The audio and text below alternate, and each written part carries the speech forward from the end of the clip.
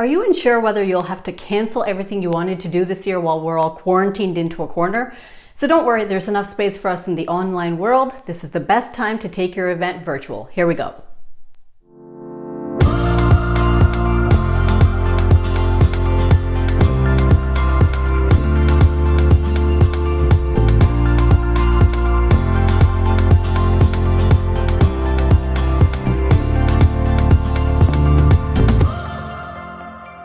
What's up everyone? Welcome back to our channel where we talk about every possible way to take your time back and to make each moment a great moment. Now, because of the coronavirus outbreak, we've all been quarantined in a corner and stuck in our houses. And people who have been working towards life events and planning for milestones have had to put everything on hold while they reconsider how they can connect with each other and stay in touch with people to be able to run their events. Organizations all around the world are trying to put their heads together to figure out how can they stay connected with their clients and how can they generate new leads in light of coronavirus. So stick around for this video because we're going to be talking about how you don't have to cancel your event if it's something that you could be able to run virtually. So here we go. Now, if you are already working towards some special events for this year, don't forget to check out our other video here where we give you some special tips for working towards events in light of COVID-19. And if you're new here, don't forget to subscribe to our channel so that you can stay in touch with all the news about how to take your time back and make each moment a great moment. So let's jump into it. Now, of course, with any event, all the different components that make up the event are what your guests and your attendees are going to remember and talk about later. But with a virtual event, content is king. The only thing that you can really offer to your attendees in a virtual event is the actual content, the meat and potatoes of the event. So that has to be worked on supremely and flattened out and hammered out to a T even before you think of taking your event into the virtual space. So you need to be able to know your audience so that you can decide what type of a virtual event you want to have. There's webinars that you could have, and that would be something where one person is basically looking into their web camera or into their camera and just presenting to a group. And that's more of a static environment because people are not really engaging or interacting with you. But it is a great way to take an event online and make it virtual so that you can transmit some pre-described information to people. Another thing that you could do is an event where you just have one or two people who are going to be doing the speaking. They would just come and go out of the camera's range, and then your attendees would be able to see that. The more commonly known one is the full-on live virtual event. And when we say live event, there's actually a way that we can do a live event without actually being live. We'll talk about that later in the video. But that is the most common way to do it, where you have the full event basically happening for your attendees and your guests. And they'd be able to experience almost everything that they would have in the actual live event if they had gone somewhere and attended it. Now, of course, common sense dictates that a virtual event won't be able to capture all the same human elements as going to a conference or going to a social event and actually mixing and mingling with people. But you would be surprised because the online space has really changed in the last 5 to 10 years, and event apps and other conferencing systems really allow event organizers to be able to create a space where the attendees, despite being virtual and not actually in the same room as each other, they still have a lot of chance to interact and be able to engage with each other as well as with the event organizers. Now, in many ways, a virtual event will still retain a lot of the components of a live event. Yes, you may be able to avoid hotel costs and exorbitant venue costs and all the other sort of smaller items that come along with that, like refreshments. All of those things will be cut out of the budget, but there are still some components that you can keep. For example, in order to have a virtual event, then you still need a venue. If you're having an event where you're expecting a few people to be coming on and off of the camera, then you still have to have a nice space for people to be able to view virtually. Same like keeping an MC or keeping a good backdrop, having good lighting, of course, content of your agenda of your program. All of those are components that will be retained from the original live event. You won't lose any of that for a virtual event. So in that way, your attendees also don't feel like they are simply kind of logging on to a link that they've been sent and then just sitting and watching something for 3 hours without really feeling that sense of engagement. There's a lot of ways that you can maintain the creativity of a live event even if you go virtual. Now, marketing a virtual event is huge, and in fact, it plays a great role in the success of that virtual event. Because in fact, a lot of people are not quite used to the idea of being able to attend an event virtually. They don't really get it. People think that you just, log on somewhere and then sit and watch for 4 hours. It's not a very engaging idea or attractive to a lot of people. But in order to be able to market that event, you really have to be able to put out enough promotional materials, make people understand the value of attending the event. Because in the end, the reason that they would have attended the live event is for the networking, for the connecting between themselves and the speakers and the other guests there, and also for the content, of course. So remind them that the content is still available. That is, in fact, the thing that they had wanted from the live event. And because of online app development, there's still lots and lots of ways to be able to network and engage with the other attendees there, as well as with the speakers and the organizers of the event.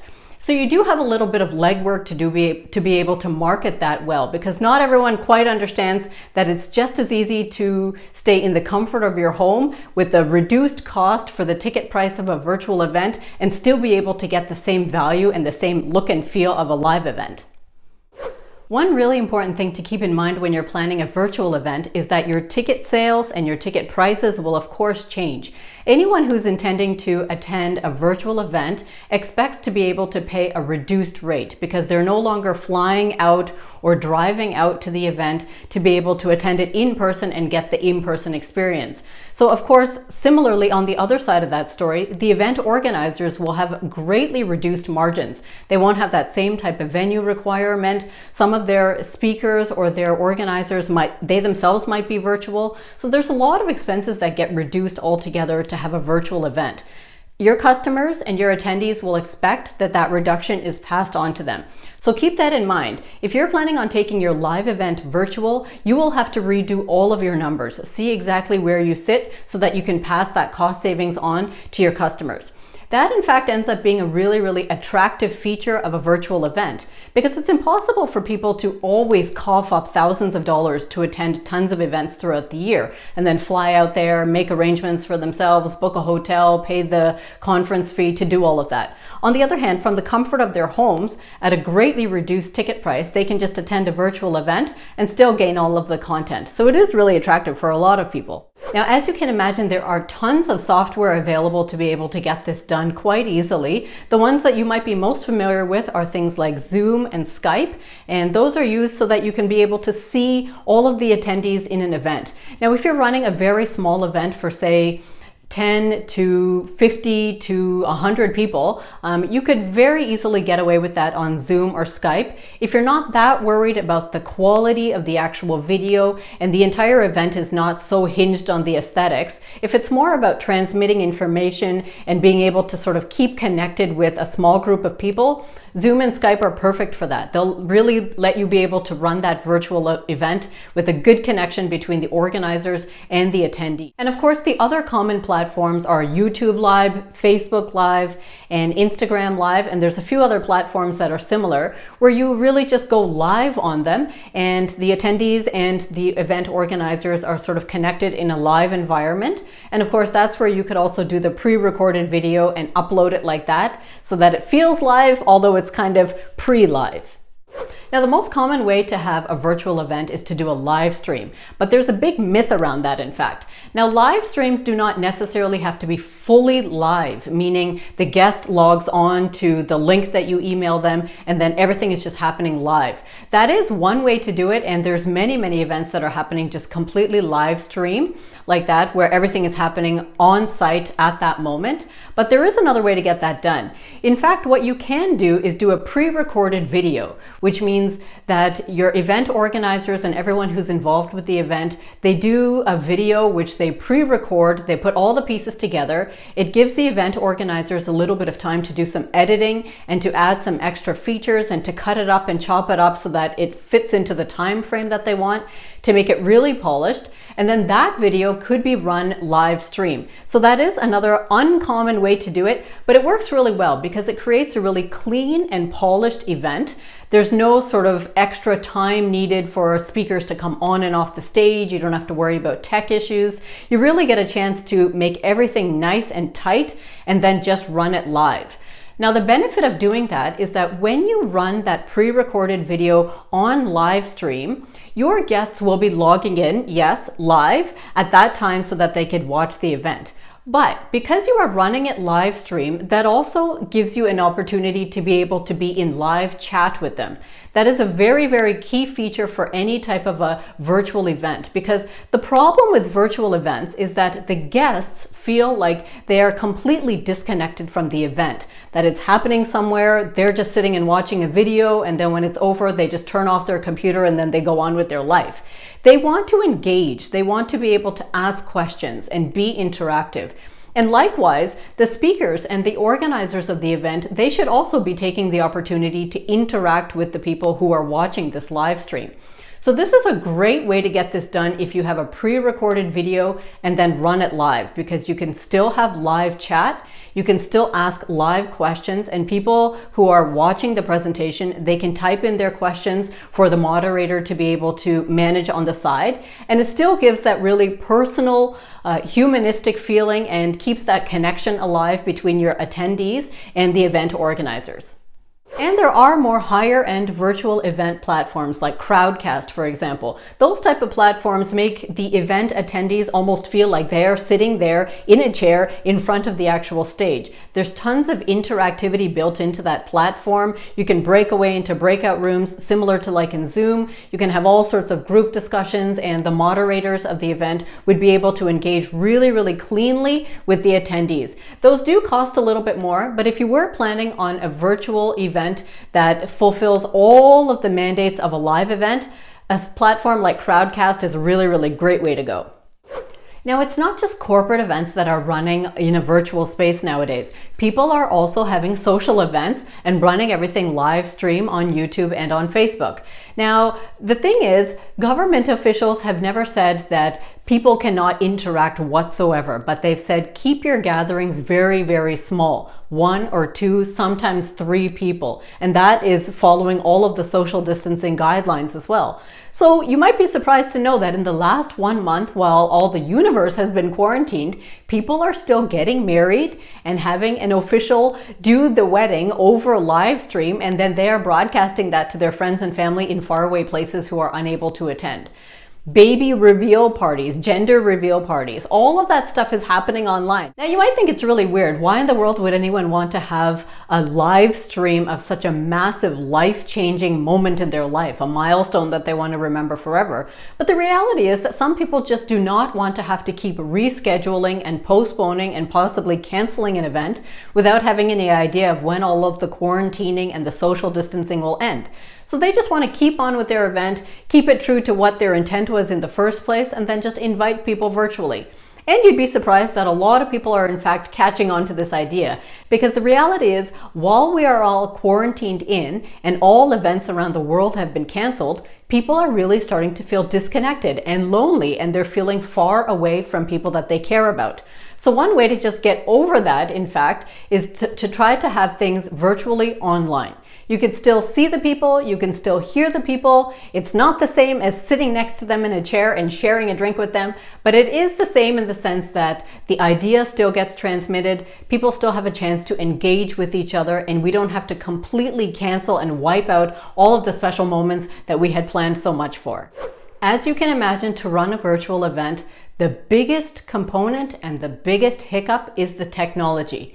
Don't worry, because the technology is not extreme if you want to have a simple virtual event, something like a get-together with friends, just virtually, or if you want to have some type of a major announcement, or you want to launch something, or some type of a very small and intimate corporate gig, or a meeting with some people. Those are all completely manageable just by the average ordinary person who knows how to navigate their laptop, because the conferencing software and all of the platforms nowadays are really user-friendly and intuitive, and just with the help of Google and a few free resources, you'd be able to get yourself up and running. However, if you are planning a more glitzy affair and you need the full works and you need to have it all run virtually, then of course the recommendation is to add people to your team who are really, really good with the tech. And this is a major component of live events anyway, But don't forget that in this type of an environment, anything could actually go wrong with the tech. It is technology after all. The internet can go down, anything could happen. So you need to be able to have a team surrounding you that can really roll with the punches and get going in case anything gets stuck along the way. Now, anyone who is attending a virtual event, they are also aware of this. Usually they are quite forgiving of this. They recognize the fact that this is all very new to many, many people. They're attending the event at a reduced rate in the first place. They will be more than willing to forgive some of these hiccups. Because one of the things about corporate events that are running virtually is that often that entire presentation or that entire event can be made available to the attendees at a later date, just online by a link. So most of those attendees know that even if they have to sort of miss a couple minutes, or if something happens and there's a technology bleep in between, that they will still get all of the information later. So usually guests are quite forgiving of that.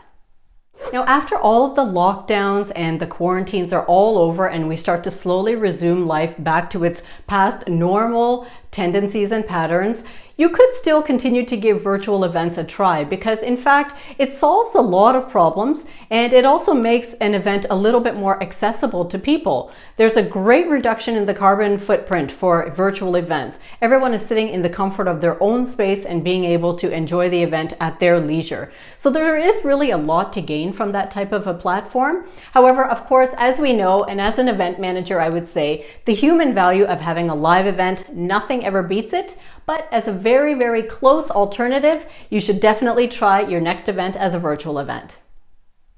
Now you might be wondering, what exactly can I run virtually? Isn't it only conferences or workshops or TED Talks that can run virtually? Well, no, not really. I would really encourage anyone who's watching this video to try to run their own virtual event just in a very, very small and simple way, just so that you can understand what that process is and so that you can see whether you would like to duplicate that on a larger scale at some point. Try calling up 7 of your friends or 15 of your friends and having some type of an online meetup or some type of a gathering and see what the technology is like and see how people interact. What is the audio quality like? What is the video like? How do people engage when they know that it's a virtual platform? There's a lot to actually learn from this, but it's really valuable exercise because later you will realize that in fact you don't have to physically go to every single event that you are invited to. And if you are an event organizer, you do not have to physically create on-site live events for every single thing under the sun. There's quite a bit of information and a bit of connection that you can make with people, with your customers, with your clients, with your friends, with your family, that you can do just in the online space. The relationship is always important. Sometimes you don't actually have to physically be in that space with them. So keep it in mind. You can do it for social events, corporate events, all sorts of meetups. Lots of interviews have been happening for years in an online teleconferencing space. So these things have been around before, but because now we're all sort of stuck inside of our houses and having to think about canceling events, this is why we're starting to think more and think a little bit more deeply as to whether it is feasible for our particular circumstances.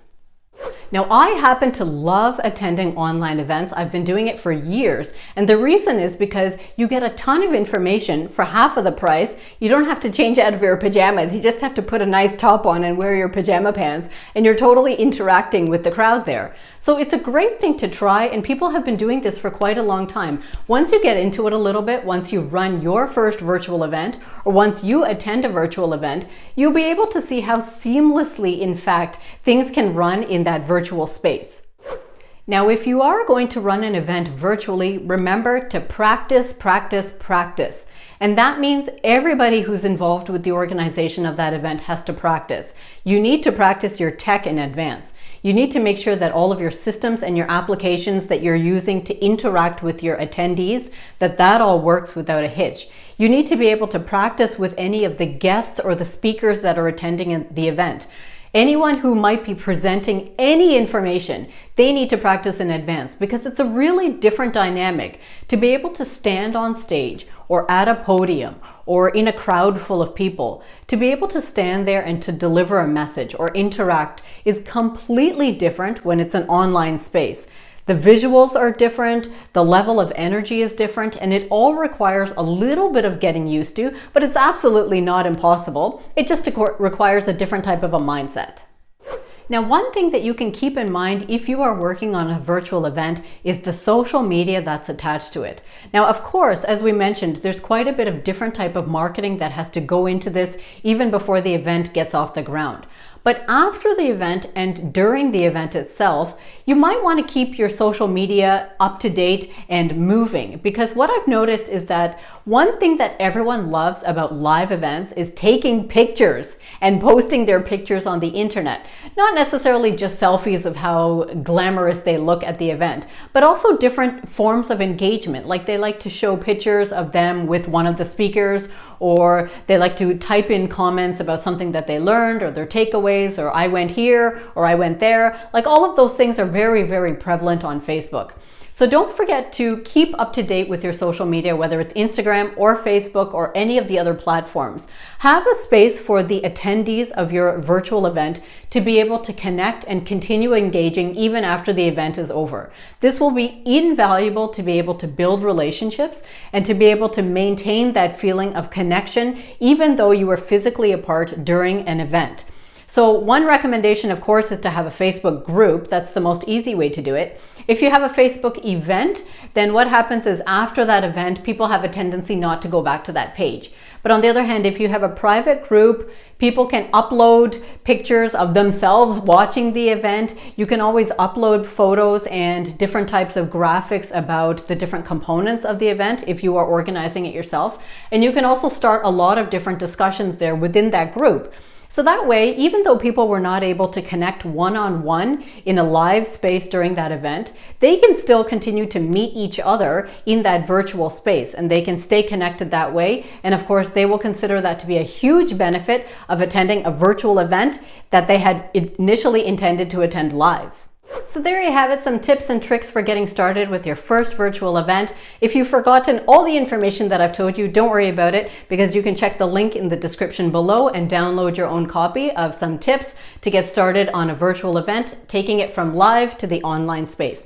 Now, if you like this video, don't forget to subscribe here and to give it a like and to share it with someone else who's thinking of planning an event, but they're just not sure what to do about it if they can't get out of their house. So until next time, don't forget to make every moment a great moment.